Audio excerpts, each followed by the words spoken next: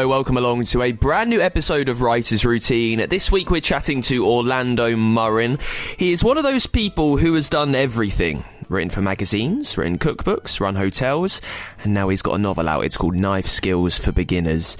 We talk about why he's always going on tangents, also why he plotted at the start so he'd have something to look forward to at the end. And as a chef, I bet they say write what you know. He talks about setting a murder mystery in a kitchen. It is a death trap in there. I mean, quite apart from the knives, you've got the gas. You've got the gas playing around a pot of oil, which is the most inflammable thing that you can possibly have. You've got machines whirring that if you put your hand in, you'll take off a hand. What about a mandolin, that terrible slicing machines? They are absolutely terrible things. But I've known so many people who've taken off half a finger on a mandolin slicing potatoes for gratin dauphinois. It is a hellhole, a kitchen. And that's before you even set some professional chefs in there, because they are very, very hot-blooded, competitive, unpredictable people. So throw that lot together. A food setting is a wonderful idea. There is more with Orlando Murrin in this week's Writer's Routine.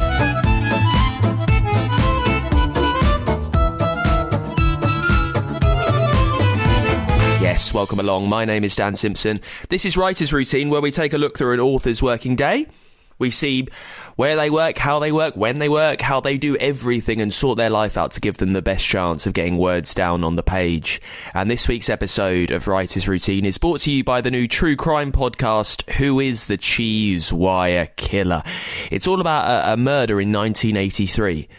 Unsolved, it's now regarded as one of Scotland's most gruesome unsolved murders. The killer is still on the run. A few months ago, the police announced the biggest step forward in this case for the past 40 years. And you are there as part of this live case. Ongoing, the podcast brings you everything that is happening. Across the episodes, told through a mixture of documentary and drama, it goes into the very centre of a live investigation. So you can be part of it with interviews with the senior investigating officer, forensic scientists, psychologists, as well as family members and friends of the victim. It's such a brilliant twist on true crime podcasts. An incredible way of slightly tweaking the wheel that puts you right in the heart of things, so you can try and uncover who is the cheese wire killer. If you enjoy podcasts, which I reckon you probably do, and you love storytelling, which I hope you do, and a lot of crime, a lot of our authors are crime writers, but this combines everything. You can find the series now, so you can listen to the whole lot wherever you get your shows. Search for Who is the Cheese Wire Killer and try and solve one of the most famous unsolved murders ever. This week we are chatting to Orlando Murrin, someone who has done a bit of everything. He was a semi-finalist on the TV show Masterchef back in the 90s, and his episode was viewed by 12 million people. Staggering numbers when in the scheme of things, when you think back. He then wrote cookbooks and edited food magazines and became a chef hotelier in France, and now is in Cozy Crime. It's a murder mystery all about foul play at a cookery school, which sounds about right. Right, what you know and all that. It's called Knife Skills for Beginners. Paul Delamare is the detective investigating murders at a cookery school in Belgravia, one of the fanciest parts of London. We talk about how Paul very rarely does what he's supposed to do. Also how he goes on tangents, whether research is forced by the plot or the plot comes out of research. Which one is it? You can hear also why Orlando is extremely particular about his keyboard and spent a long time trying to pick the perfect one and ended up with the perfect two.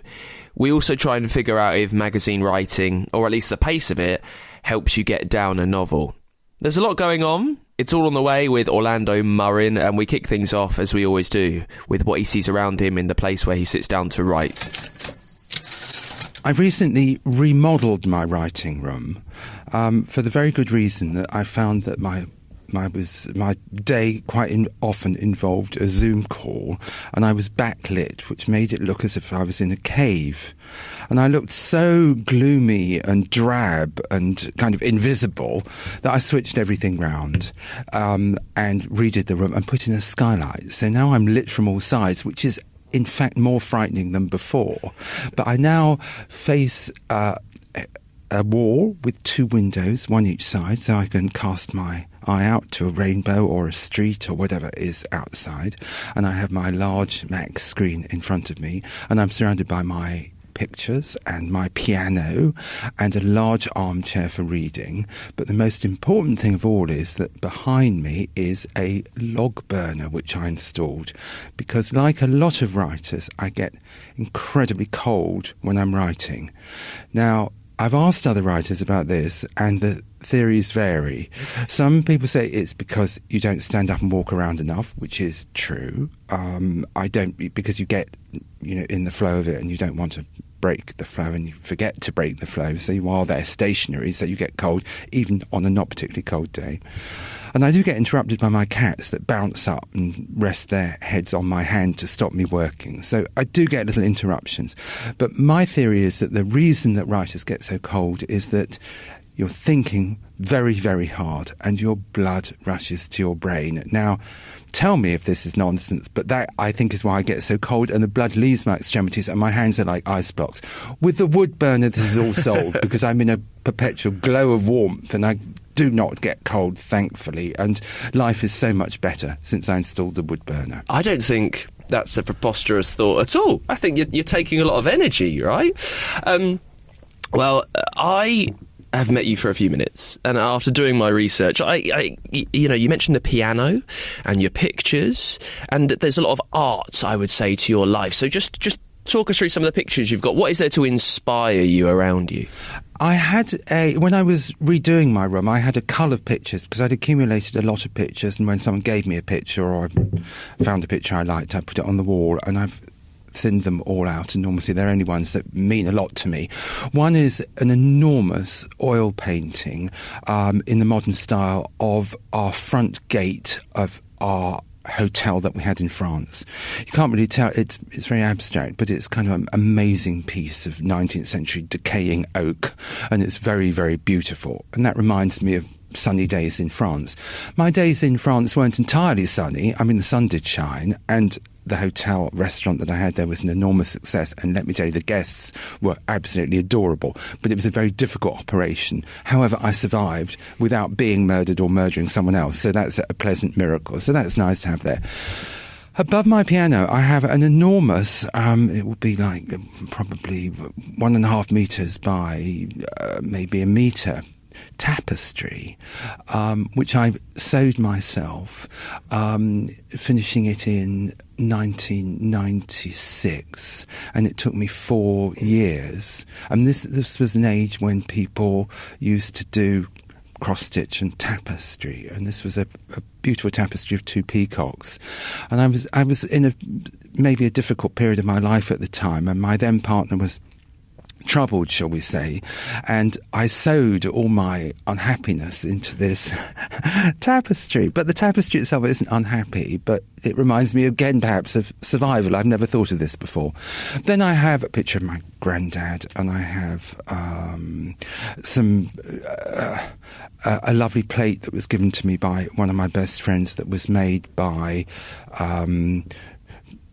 mentally disabled people who painted it with wonderful colours, and I just love it. And she gave it to me. I always said I loved it, and she just gave it to me, which is a very nice thing to do. And a tiny piece of embroidery that a friend gave me that her mother, her grandmother, sewed, probably in the 1930s, of a building in Exeter, which is where I live. So that's a nice coincidence that her grandmother sewed a picture, and it's beautiful, very, very fine embroidery. So those are some of the things that surround me. Well, they've not let me down. Wide-ranging. We can't all be about inspiration, though, when we're writing. So is there anything practical around you? I only ask because the new novel is crime, it's murder mystery, it's fun murder mystery as well. I mean, I'm talking plot points, a whiteboard, Post-it notes, anything that just reminds you this is what you're here to do, by the way. No, I've considered having a cork wall, and I've seen writers' walls, and I love them to bits. I love looking at them, and I think they're marvellous. But I would spend my whole time moving things on that wall to the right place. I do everything on screen with a very, very few paper notes. I print out the draft maybe twice while I'm 2 or 3 times while I'm doing it, and I read it out once. But no, I don't have a wall. But what I do have is a very elaborate setup of keyboard and a special mouse. And this came from a company called the Keyboard Company in Stroud, and I went along there and tried out all their keyboards. They have a few writers, because if you're at your keyboard the whole time, it wants to be very, very comfortable. So this is a rollerball. This is a... No one else, if anyone tries to use my computer, they cannot get near it because they can't understand what anything is. It's a kind of rolling cylindrical mouse with copy and paste keys. And my keyboard is a physical keyboard, not like a typewriter, but it has actual keys that go up and down. And I have 2 of them. One's a lightweight one and one's a slightly heavier weight one, but they're keys that go down. Now, I don't wish to boast, but I'm a very, very, very fast typist. I use all my fingers. And one of the heartbreaks I find in modern life is that young people are not taught to touch type. Considering how much time they're going to spend at keyboards, they're fabulous with their thumbs on little tiny things, but everyone should touch type because it saves so much time. I can go at the speed of light. I can go at the speed of shorthand with touch typing. Obviously, I make mistakes. So this is such an advantage because I think of something and it goes down. And when I'm interviewing someone as a journalist, I can interview and type verbatim almost. I sound like I'm boasting. I'm not boasting. I do make mistakes, and I obviously miss off the beginnings and ends of the sentences. But that is such an advantage, and it means that you can work very fast and very comfortably. And when I'm writing the first draft, I use my light keyboard because it's a lot of keystrokes, and you can just hitting your fingers down, even though it's not particularly heavy. It's not like an old-fashioned typewriter, but even hitting them down gets quite tiring. So I appreciate a lighter keyboard. And then for my other work, I use a slightly heavier keyboard. And this all came from the Keyboard Company, who I strongly recommend to anyone. If your job is your hands and writing, then it's worth every penny that you pay to have excellent kit, I think. I was just thinking this. I can touch type pretty well. I was never taught. It was just I grew up when I was learning this right before iPhones and screen texting became a thing. So this was just how we did it. It's not like anyone sat down and told me. It was just that's what you had to do. But you mentioned writing on the heavier keyboard for other things, maybe later into your draft. Why do that? What does the heavier keyboard bring to you and your thoughts? It doesn't actually affect my thoughts, but I don't, because I'm not writing so much text, I don't mind it being a little bit heavier. And here comes something entirely recreational. I have discovered that when I'm writing, it's a very intense experience. I think all writers would agree. And I didn't know this at first. I tried to do my writing and carry on with day-to-day life. But now, if I'm writing my first draft, or if my notes have come in from my trusty editor, and I need to do a rewrite, which is effectively what you're doing when you get a set of structural edits or something like that, I stop all appointments.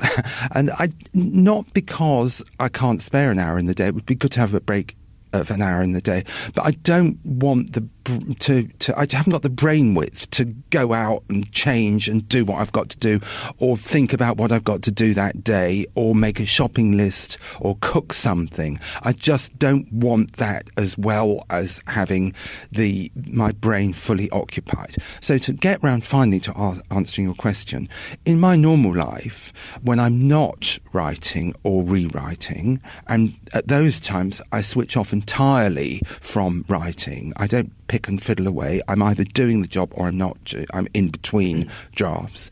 Then I have a normal life, part of which involves playing the piano. I'm a very, very keen pianist. I've always been a very keen pianist. So for half an hour to a couple of hours a day, I play the piano, and I do it properly. I don't strum away to myself playing tunes that I want to hear. I practice pieces and play them properly. And that involves using your hands very well. And I have found that, to my astonishment, having worked on something for maybe 1, 2, 3, 4 months, or in the case of edits, 3 weeks or something, that if I'm at the keyboard, my hands are in perfectly good shape when I get back to the piano. So I have not deteriorated. So I haven't lost anything, which is absolutely brilliant.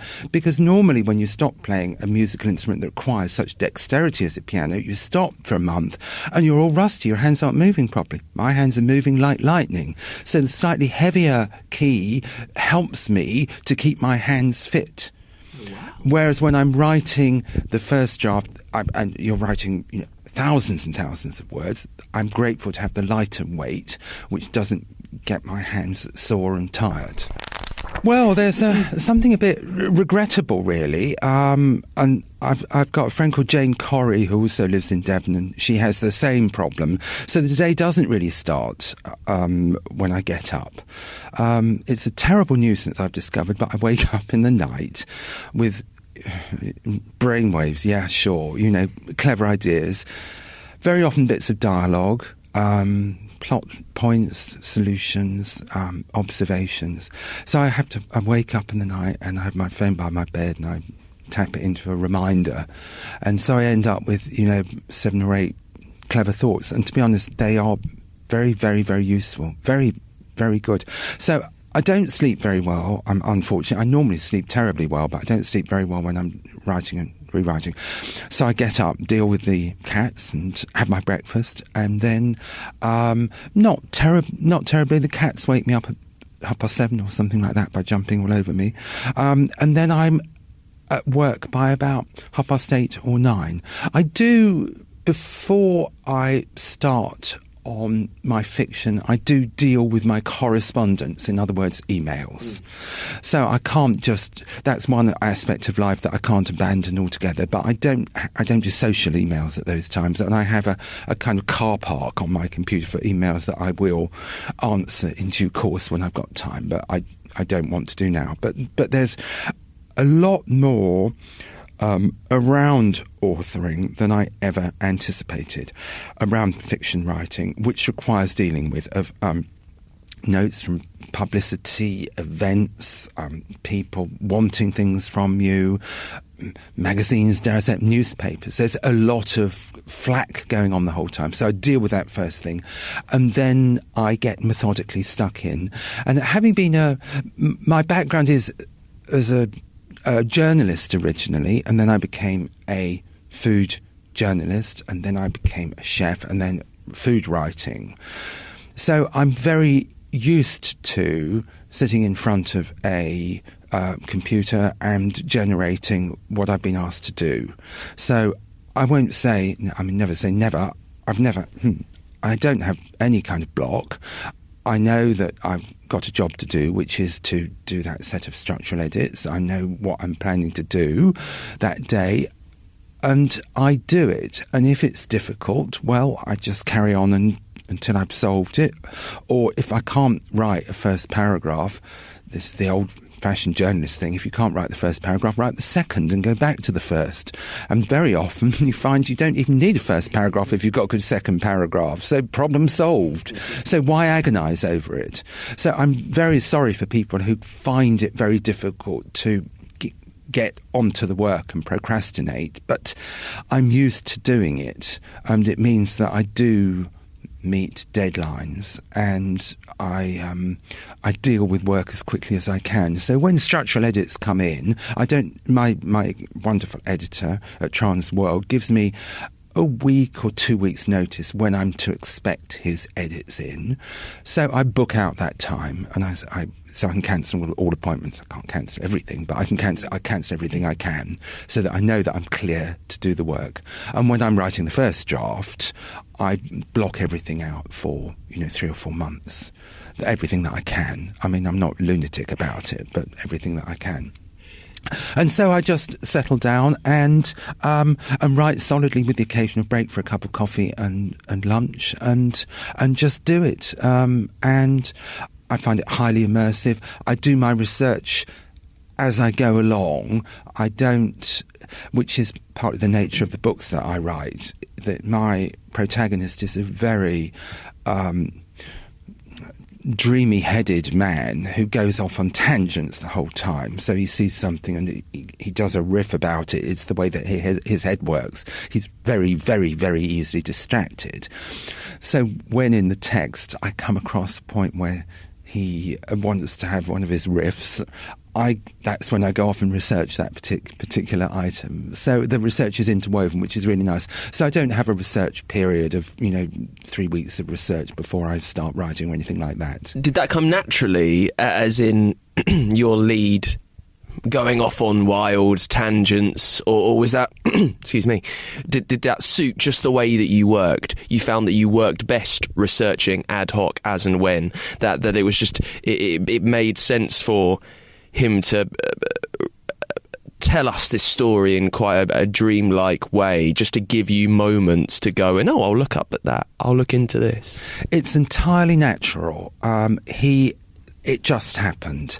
I have things in common with him, as you have. I have things in common with all my characters, but I'm not quite like that. I have very wide interests, and I'm a curious person, but I'm not as easily distracted as him. It just happened that way. He has a lot of characteristics which just happened. He was born into my imagination in that way, and it developed that at first he was just kind of, he was one of those people who can't really concentrate very well, which gives me actual problems with him in the story, because I have problems with him, getting him to do what I want to do, which sounds like a bit stupid. I know that he's not a real person or anything, but he won't quite do what my editor and I want him to do often, and we have to work very hard to kind of bring him round to it. I can explain that more fully in a moment.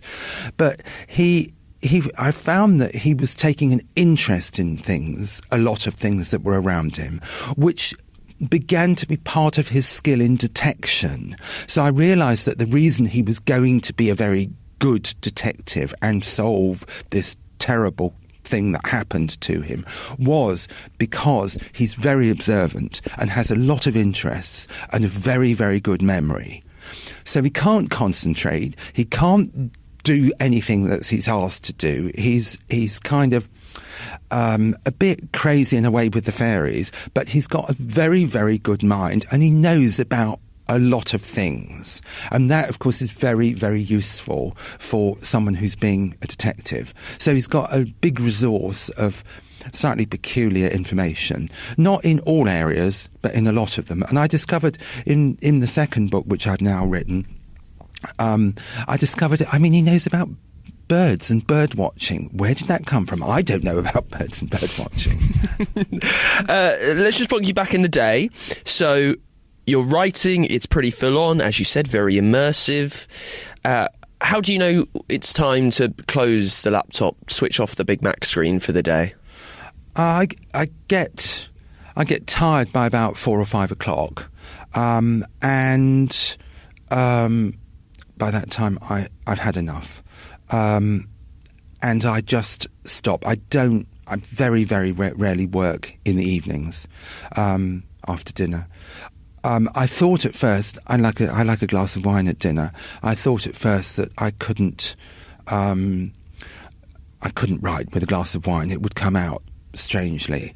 But before Christmas, I was commissioned by a newspaper to write a piece about stuffing the Christmas turkey, and they asked me to do it at 5 o'clock, and it was needed the first thing the following morning by 9 o'clock. So I realised I had to do it that evening, and I'd already had a glass of wine actually. So I found that I could write perfectly well. Changed your worldview. If anything, it flowed very freely indeed in the evening, and I wrote a wonderful, funny piece about. It always comes out funny. I can't write anything seriously. Funny about stuffing turkeys, and I did recommend people to stuff turkeys, I'm glad to say, because it was in response to a newspaper report that it was bad food hygiene to stuff a turkey. If you know what you're doing, you can stuff a turkey. Yeah, I think so. Thank you. Not that I ever have, and probably ever will. Never say never. Well, yeah, we might get there. Terrible chef. What makes a good day for you when you are tired and you've switched off the screen, have your glass of wine over dinner, what can you sit there and just sigh, thinking, I've got that many words done, I've reached this point in the story? What is it for you, Orlando? I don't count words. I jot down words, but only to make sure that the proportions of the story are correct, and that say there's a murder in it. I'm not giving anything away, but say there was to be a murder in it, you'd want it to be in the right point in the book. So that's the reason that I count words. And also one's aiming for a roughly, in my case, 80 to 100,000 word book. So therefore, and I divide the action into 5 acts. So that's the reason that I count the words, but I don't have a daily word count. I know from experience that I write between 1,000, maybe 800, 1,000, and maybe 2,500, 3,000 words on I say a good day. It's not necessarily a good day because they might not be that great, those words. But what I would consider a good day is if I've had a really good scene, if I've had my characters doing something really, having a really good exchange, and particularly if something wonderful, some chemistry happens between them, and something happens that I wasn't expecting, which is a great joy to a storyteller, to find that, there's suddenly there's something happening that you didn't know was going to happen. I mean, an example is that in Knife Skills for Beginners, and this isn't a spoiler alert, to my astonishment, about 7/8 of the way through the book, a food mixer exploded. It actually exploded in the classroom. Bam! Now, I couldn't do much. I could have, of course, said that food mixer is not going to explode, but it did in my imagination explode with the full aftermath of what happened. And I thought, well, okay, that's exciting. And so I had to integrate it in the story, so it made sense in the story. And it was woven into the story, and I'm not going to say it doesn't contain a clue, etc., etc. But again, I'm not wishing to spoil the story. It turns out it was a genuine accident. It was incorrect thermal coupling loading. And it just happened. And I mean, in life, things do happen. And there's another scene where a couple of characters start talking, and one of them gets incredibly nosy about the other person and wants to know more and more. And I got very involved. I thought, oh my God, this is so funny, because one of them was needling the other. They were 2 women. I love women talking together. And she was going at it and saying, oh, tell me about that. Oh, you were stalking him, were you? And so she's having a really go at the other woman, who's kind of crimson with embarrassment, kind of shrinking away, trying to say, no, you've got it all wrong. And kind of saying, no, I only saw him 6 times, etc.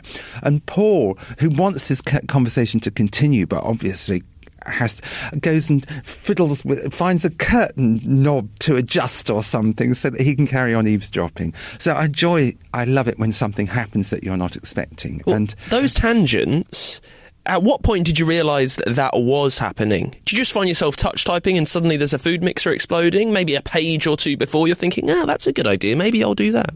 No, I think it's visual, actually. I'm not saying that I think visually or that I hear people talking, but I do see them in the setting. So the setting is enormously important to me.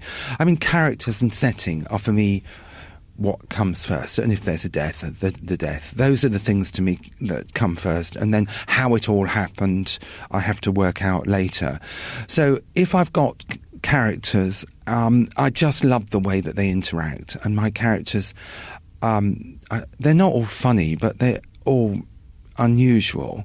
But something I discovered was that my book is set in a cookery school, and I've been to many cookery schools, both teaching and kind of attending or on looking, and I've discovered that perfectly normal people who arrive, I'm talking about amateurs here, not people learning to cook professionally, that people who arrive perfectly normal on the first morning, by lunchtime they're pretty odd. It kind of brings out, whatever they are, it makes them more of that. So if they're eager, they're like super eager. If they're very, very quiet and determined, they're more of that. If they're competitive, boy, are they competitive. So I found that with my characters that they blossomed and expanded and became more of what they were very quickly. And of course, I love that because I'm laughing at what's happening myself. So you can tell that I find the humour very, very important. And another thing that I found, which my editor helped me to explore, was that it's lovely to not just to have these characters doing their thing, but to somehow organise for them through the book to get somewhere in their lives, if you can, and help them to feel better or be happier at the end of the book than they were at the beginning. You can't do that with all of them. One of them remains pretty odious, but... One of Scotland's most notorious unsolved murders.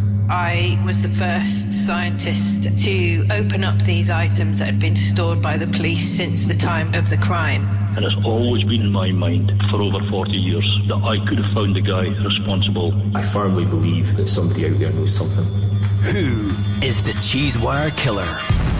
Listen to the full series now, wherever you get your podcasts. And this episode of Writer's Routine is brought to you by that new true crime podcast, Who is the Cheesewire Killer? Have a listen wherever you get your shows. And you could sponsor next week of the podcast if you'd like. If you've written something, it's not got the plugging and the talk and the push that you think it deserves, well, let me talk about it for you. To get involved and make that happen, support the show over at patreon.com/writers routine. You could also get merch. There is bonus content. There is book reviews on there.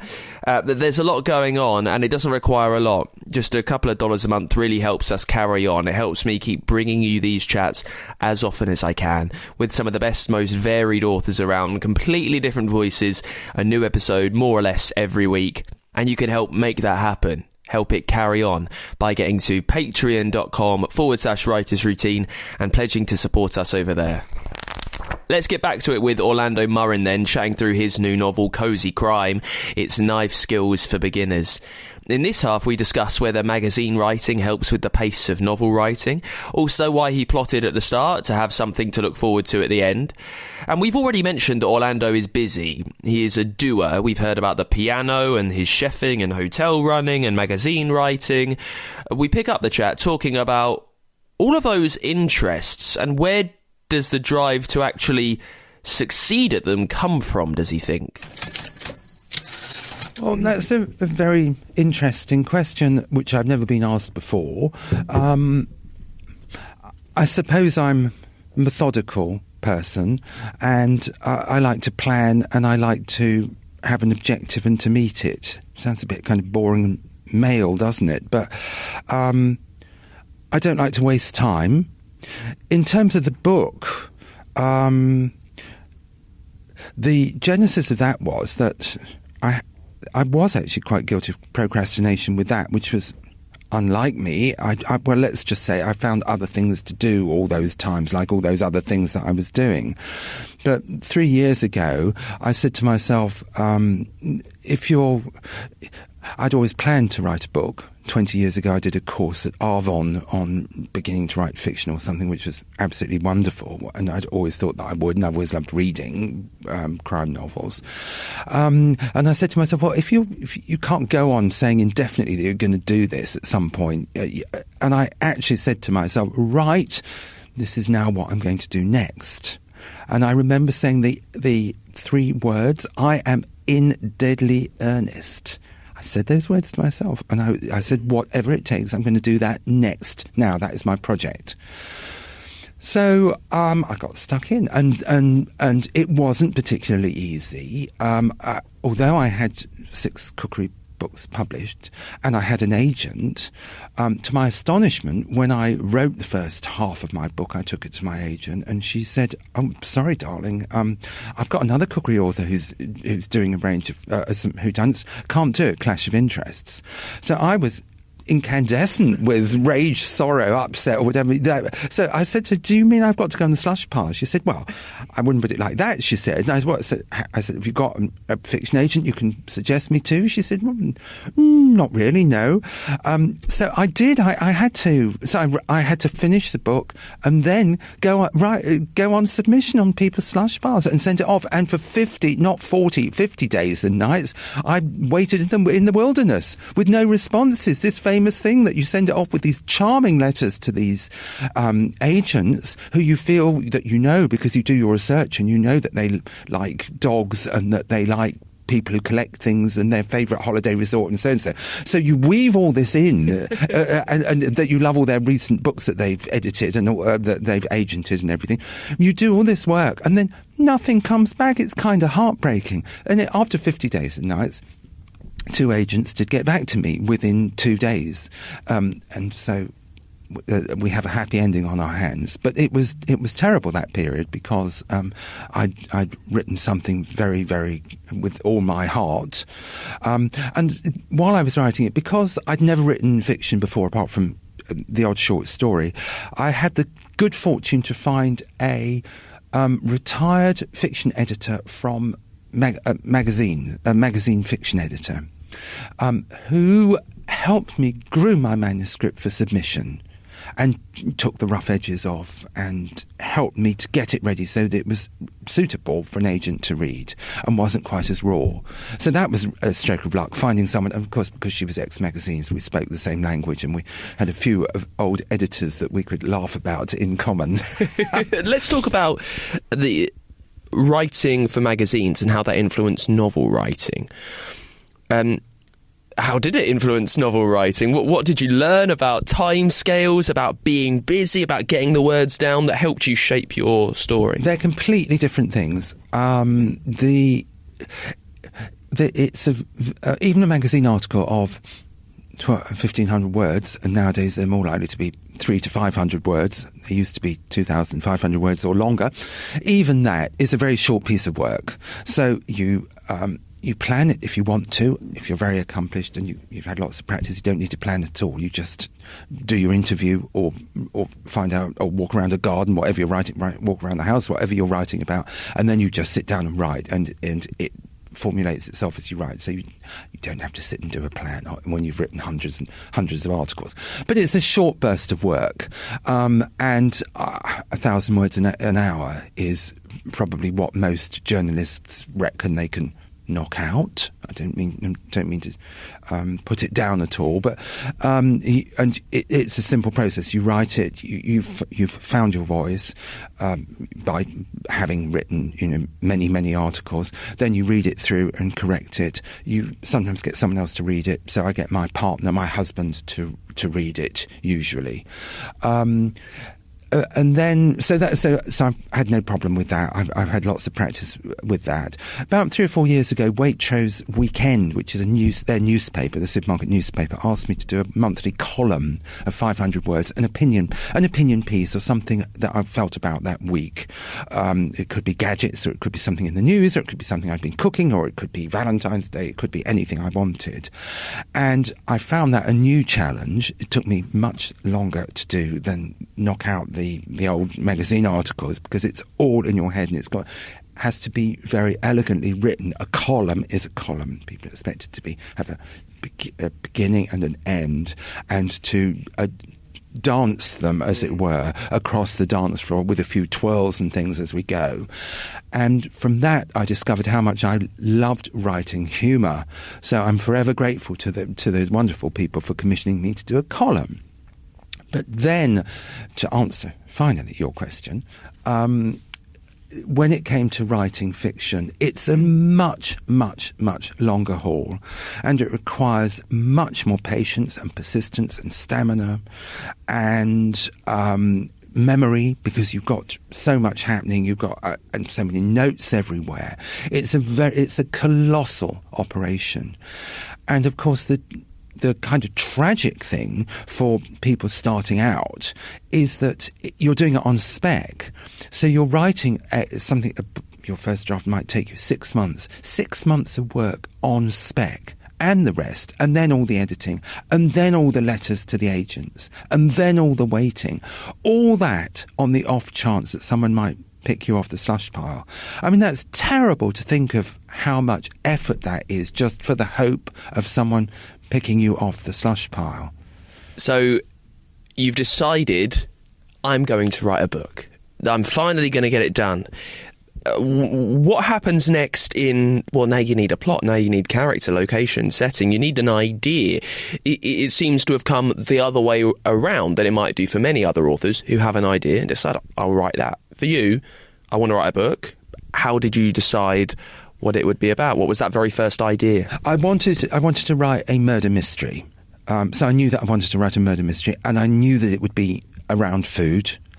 And I had a very good idea early on that it would be in a cookery school because it's just such a great setting.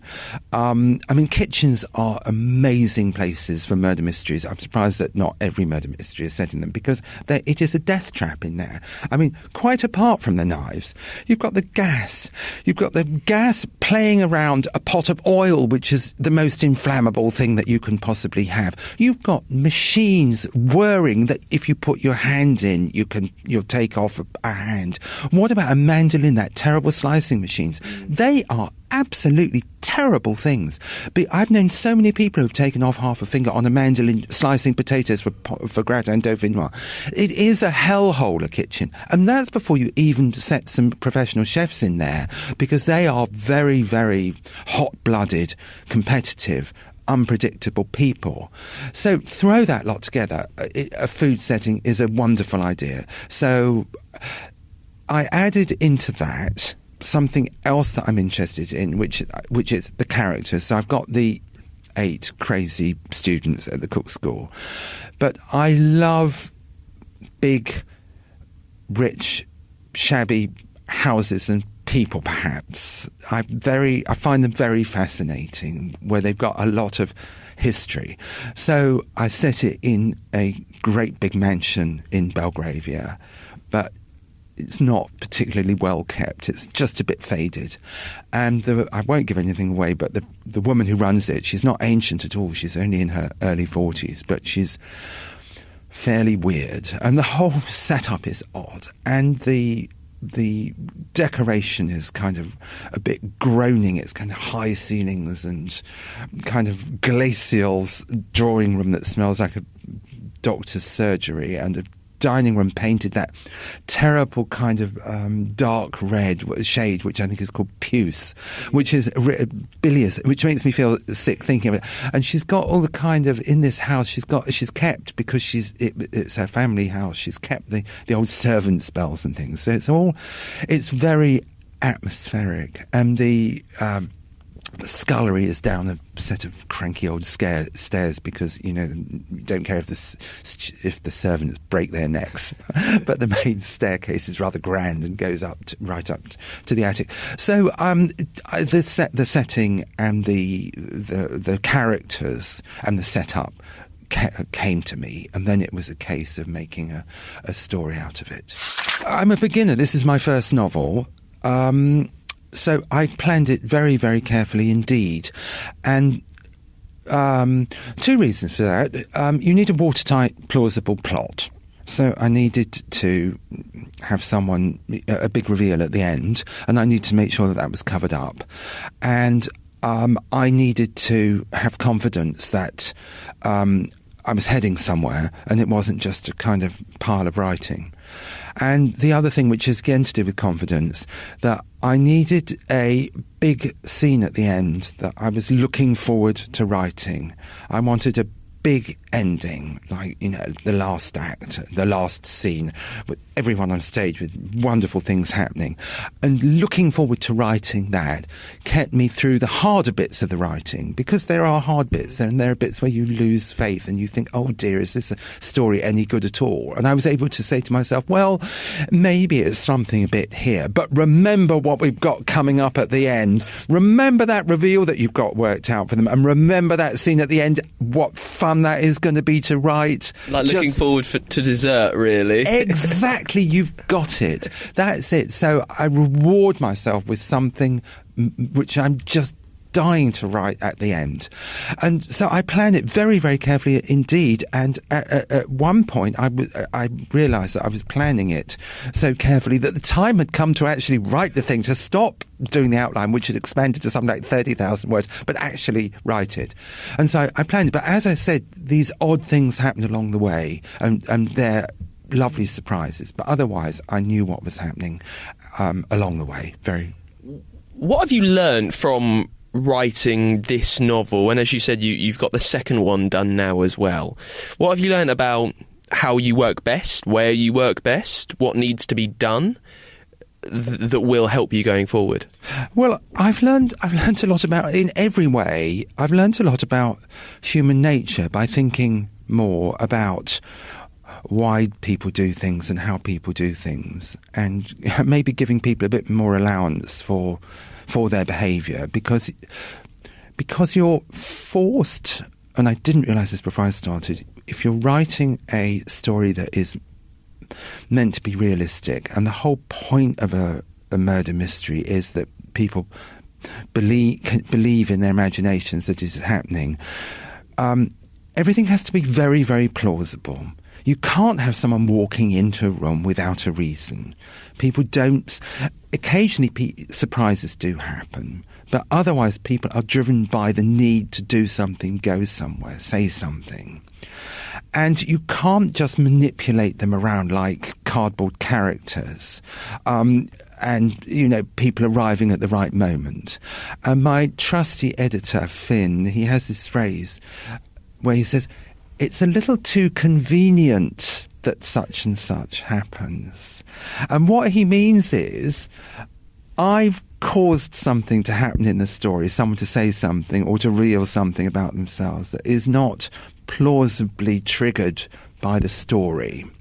And we've talked about why this happens in my writing, and he thinks that he finds it quite commonly with writers that if you plot very carefully and you work your outline out very carefully, it can happen that the character's motivation is left a bit thin because you've got them like a chessboard moving around this chessboard, and you're not properly working out from their point of view why they're doing this stuff.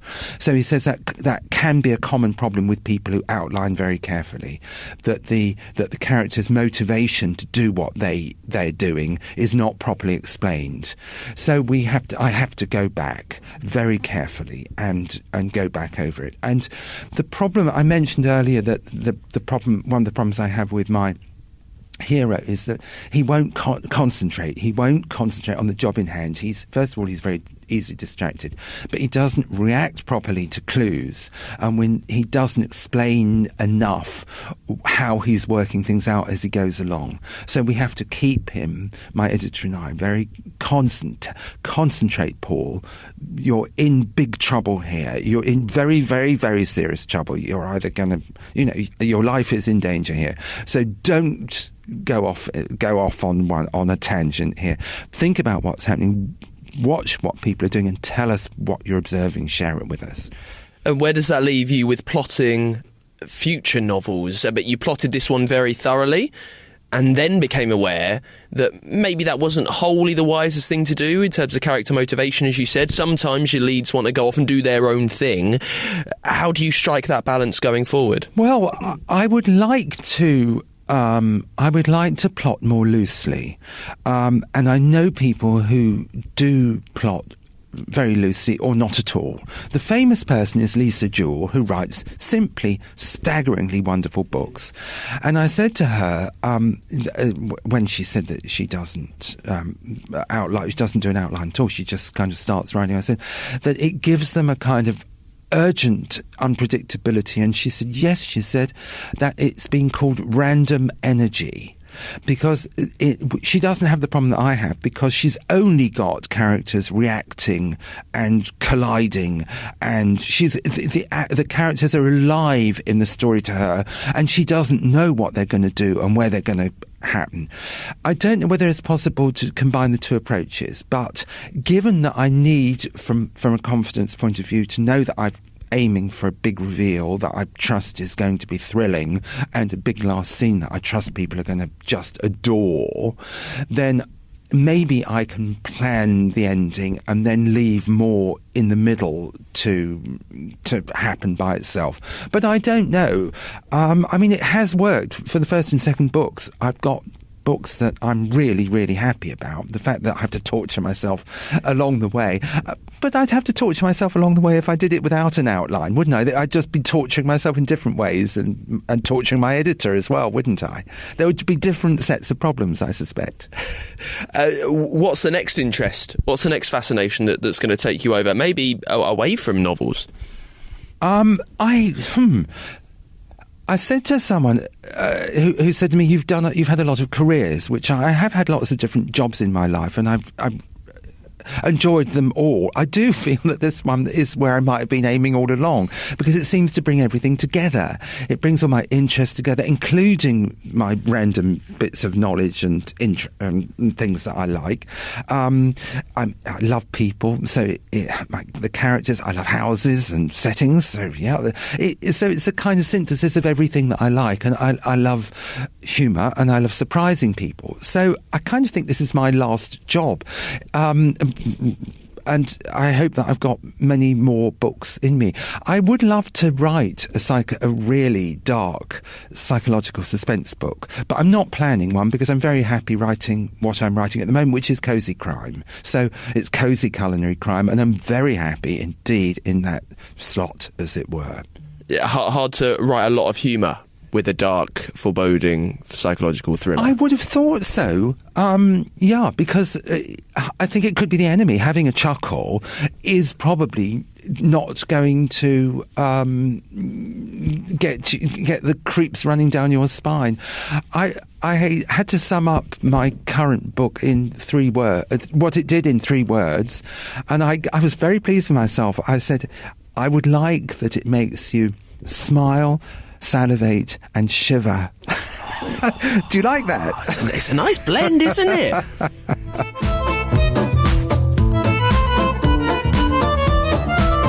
That is it for Orlando Murrin on the show. Thank you so much to Orlando for coming on. That new book is Knife Skills for Beginners.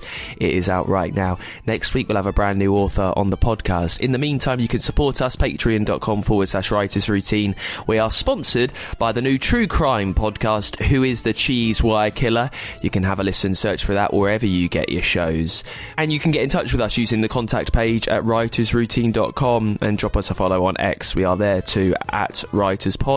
And I will see you next week. Until then, bye-bye.